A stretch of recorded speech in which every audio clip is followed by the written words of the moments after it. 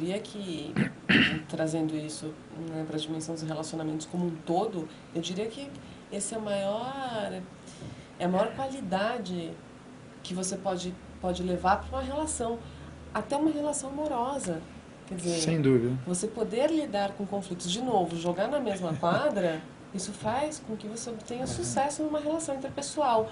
Seja ela qualquer que seja, né? Romântica, sexuada, não sexuada, de trabalho, enfim. Verdade. Todos os papéis que Todos os você vive. papéis.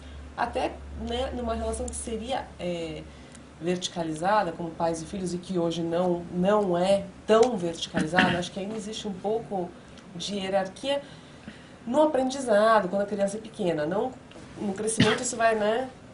Sabe qual é o maior benefício dessa relação horizontalizada? O respeito. E a relação de confiança. Respeito, né? Verdadeiro respeito. Eu sinto que meus filhos hoje me respeitam muito mais que talvez eu respeitava meu pai mais pela obediência mesmo, né? Depois, mais tarde, fui entender a relação, o comportamento dele e tal, né? Quando estava com mais maturidade.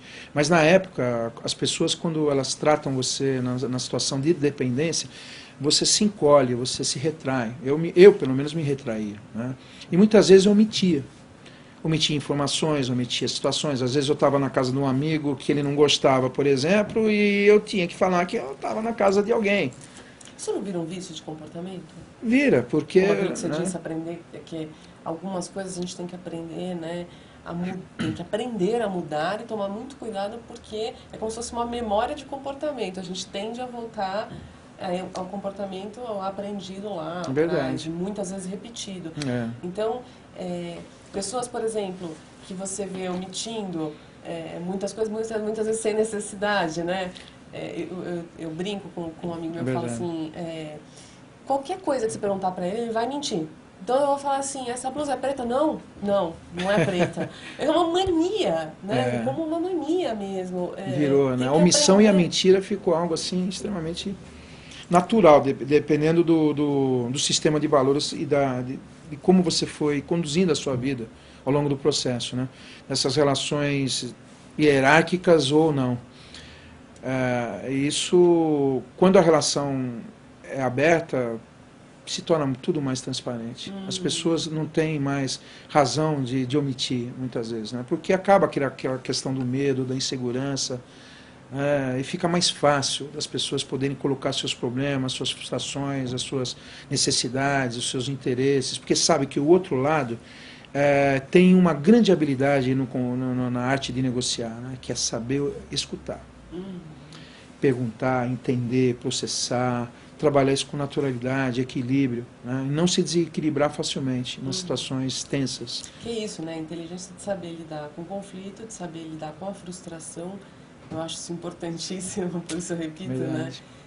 Porque a informação que vem do outro nem sempre é algo agradável, mas a habilidade de escutar é poder escutar algo que mexe com você, que nem sempre vai ser agradável, né? Que pode te trazer sentimentos que você considera ruim, ou sentimentos que você não gostaria de sentir, mas você pode escutar aquilo, trabalhar e devolver, até falar, olha, isso me machuca, isso me magoa. É o famoso feedback, né? Que as pessoas existem até temas, eu li um livro interessante sobre, eu esqueci o nome do autor aqui, mas ela trata com uma situação muito legal, essa questão do feedback, né? Que as pessoas têm que realimentar um outro, né? O quanto você é aberto ou fechado a receber e ouvir o feedback dos outros.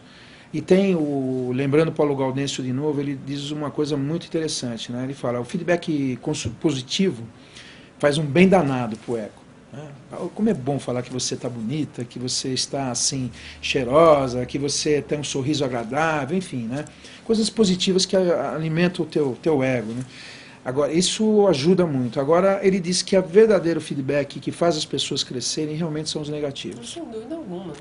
E é verdade. Porque muitas vezes você justamente tapa os olhos para aquilo que você tem uma deficiência, né? Eu acho que isso é um sistema natural de defesa do ego. Então, você tem uma deficiência. Por exemplo, vou expor a minha, né? Eu sou péssima vendedora. Então, se eu tiver que te vender essa garrafinha maravilhosa da Runner, né? Que patrocina o programa. Legal. e eu te falar que custa R$1, tá cheio de água, e a melhor água que você vai tomar na tua vida, você não vai comprar. Ah, eu tô com sede. Pode Isso- me dar a garrafa já. Péssima vendedora. E isso, lógico, que aparece em várias coisas, né? Você não, eu não ter um bom tato para vender as coisas, enfim. Você acha mesmo? Eu Você acho que está eu melhorei fazendo, muito. você tá fazendo um programa de venda aqui fantástico. Então, e eu acho que isso já faz parte do meu desenvolvimento. Eu melhorei muito. Legal. Porque se deixar, não vendo nada. Não vendo nada. É. Então, eu acho que assim, e isso foi fruto de muito feedback. Que Importante. doeu no começo. Dói. Você dói, não sabe trabalhar, dói. você não sabe vender seu trabalho, você não sabe. Né? É uma coisa que dói muito, Dói. mas isso me fez crescer muito. As pessoas que, quando não tem interesse, de alguma forma, ela olha para você e não te dá muito feedback no relacionamento com você. Claro. Então, alguém que está disposto a dar um feedback para você, porque você tem que parar e escutar essa pessoa que ela está querendo dizer. Uhum. Aí vem a capacidade de você absorver isso e trabalhar essa situação. De repente, tem algumas pessoas que também dão o mesmo tipo de feedback para você. Opa, espera aí, eu preciso começar a pensar em mudar, em melhorar. É aí que começa o trabalho de mudança de comportamento, também se for nesse sentido. Que o feedback dá os sinais para que você, né? Se uma pessoa estiver falando para você, chefe, você é uma pessoa ansiosa, você quer tudo para ontem. E de repente alguém na tua equipe também, uma outra pessoa te diz, poxa, chefe, você podia dar um pouquinho mais de prazo para isso. Nossa, eu estou totalmente atarefado. Quer dizer, são dois tipos de feedback que você tinha que parar para pensar. Por que você trabalha dessa forma? Será que tem necessidade? Qual é realmente o grau de pressão que você tem que exercer? Por que as pessoas estão dizendo isso? Será que tem ou não? O que está acontecendo? Será que via meu comportamento de chefe ou está entrando tudo de uma vez? Qual é o momento? O que está acontecendo? E às vezes eu estou na minha posição, no meu interesse. Eu preciso, eu tenho o prazo, eu quero. Eu começo a pressionar você para atender as minhas necessidades. Só que a gente tem que interagir, porque também tem o seu lado, que eu tenho que trabalhar juntos, né? Se a relação do ganha-ganha são soluções conjuntas que nós buscamos. E não solução que eu quero impor para você ou você impor para mim. Claro. Então nós temos que trabalhar. Tem várias perguntas aqui. Opa, legal. Eliane, eu vou fazer essas perguntas quando a gente voltar do nosso breve comercial. É isso aí, voltamos ao Web Diva 20h41. Estou conversando com o Marco Antônio Lampolha. A gente está falando sobre mercado de trabalho, como desenvolver o comportamento humano, enfim. Antes do comercial, falei que vai fazer perguntas da Eliane. A gente ficou até conversando sobre sua pergunta no comercial. Ela pergunta o seguinte: Marco, que tipo de conflito é o mais encontrado nas empresas hoje? Vários conflitos. Ela pergunta o mais encontrado nas mais empresas encontrado. hoje. A questão do relacionamento chefe-subordinado. Esse é o que... E também conflito de negociações entre pares também. São conflitos que surgem muito na situação. Infelizmente, as pessoas têm uma tendência a se associar muito com pessoas com quem você se identifica. Isso, o Maslow já falava isso na velha hierarquia de necessidades, né, que nós temos tendência a associar mais com aquelas pessoas que estão junto com a gente, não contra tanto. Então aí forma as panelinhas nisso. E aí o que vai? Vem os rótulos, vem uma série de coisas que acontecem, né? Os paradigmas, que faz com que a gente vá com um pé atrás e outro na frente com determinadas pessoas, né? Então, os maiores conflitos realmente não tem assim especificamente que eu vou dizer, olha, tem esse tipo de conflito. É no relacionamento mesmo. Eu não gostar de você, ou achar que você é arrogante, ou porque o chefe é chato, muito exigente, ou porque, enfim, alguém só quer pensar nos seus interesses e não quer compartilhar. Então, esses conflitos que são os que mais causam problemas na saúde organizacional, vamos dizer assim. E como é que a gente trabalha esses conflitos? Conversando. E quando os dois têm inteligência para fazer isso, porque estão sendo desenvolvidos, treinados, tem empresa que investe muito nesse tipo de formação, de desenvolvimento do potencial. Agora tem empresas que não, então a pessoa precisa buscar isso como autodesenvolvimento, né? E a saída é aprender, olhar os grandes negociadores.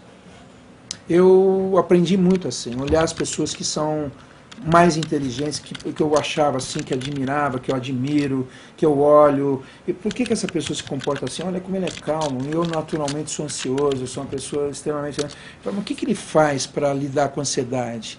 Aí eu chegava perto dessa pessoa, ela falava, pô, cara, eu admiro você, como é que é isso? Como é que você se desenvolve? Aí eu ouvi umas dicas, né? A pessoa, pô, legal, puxa, eu sou assim, não, eu sou assado, eu faço isso, eu fiz assim, a minha vida é tal, então eu começo a captar os sinais e tem coisas que eu falo, puxa, eu posso aplicar isso na minha vida.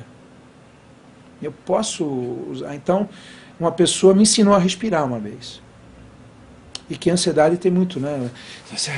Aí eu falei, puxa, cara, se você conseguir melhorar o teu poder de respiração... Aí ele me deu um livro chamado Consciência pelo Movimento, de um autor, esse eu lembro, né? Moshe Feldenkrais. E esse livro, mais ou menos, trata sobre as técnicas da yoga, mas aqui é muito mais ocidental do que oriental. Então eu percebi nesse livro, através dos exercícios que são recomendados, que lá ele te ensina a respirar. E a dica que essa pessoa me deu para lidar com a ansiedade foi isso. Ele falou, aprenda a respirar. Eu comecei a trabalhar aqueles exercícios de uma certa forma, nossa, hoje me ajuda muito. Quer dizer, aprender a respirar é uma maneira de oxigenar meu cérebro. E quando eu estou oxigenando meu cérebro, eu estou ganhando tempo para pensar.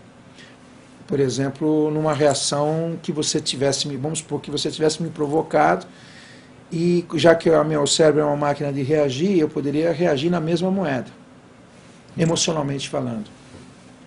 E de repente, se eu tivesse a capacidade de oxigenar meu cérebro, minha avó falava uma coisa, né? Meu filho, se você quiser lidar com uma situação onde alguém está te irritando, conte até 10. Aí eu perguntava para minha avó, vó, mas 10 às vezes é pouco. Eu falei, então, meu filho, conta até 100. Então, quer dizer, ela me deu a dica, isso eu tinha uns 10 anos, 11 anos de idade, a oxigenar meu cérebro, pensar antes de agir. Eu tive uma experiência interessante quando eu trabalhei numa empresa, e que eu trabalhava na área de recursos humanos, e eu fui negociar com o sindicato. E que era considerado, na época, na década de 80, um sindicato extremamente agressivo. E eu reparei uma coisa, eu e mais uma pessoa negociar. E eles iam em 6 pessoas, 8 pessoas. Ficavam 3 e os outros oxigenando o cérebro, um chutando o outro debaixo da mesa, mandando bilhetinho. E de repente um dos negociadores levantava, vamos no banheiro, eu preciso ir no banheiro, vamos fazer uma pausa. Eu olhava aquilo, de repente eu começava, eu fui treinado a observar o comportamento das pessoas. Só que, na verdade, eles iam no banheiro, mas na verdade o banheiro era uma jogada. Eles iam lá para ganhar tempo, respirar, trocar ideia, e quando eles voltavam para a mesa de negociação, eles voltavam com uma outra postura, alguma outra coisa mudou na situação.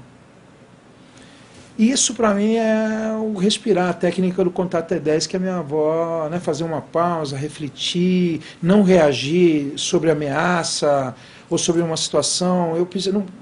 Eu vou só reagir quando a situação for favorável para ambas as partes. Então, como eu sou mais extrovertido do que introvertido, eu tenho uma tendência a pensar enquanto eu falo. O introvertido levaria uma vantagem. Ele pensa antes de falar. Você não é só extrovertido ou só introvertida. A tua tendência é ser mais extrovertida ou introvertida. No meu caso, mais extrovertido do que introvertido. Então, eu tive que trabalhar isso, enfrentando essa característica de personalidade que eu tenho, e me controlar melhor, mais. E pensar antes de agir. Oxigenar melhor o meu cérebro. A respiração também faz parte desse processo.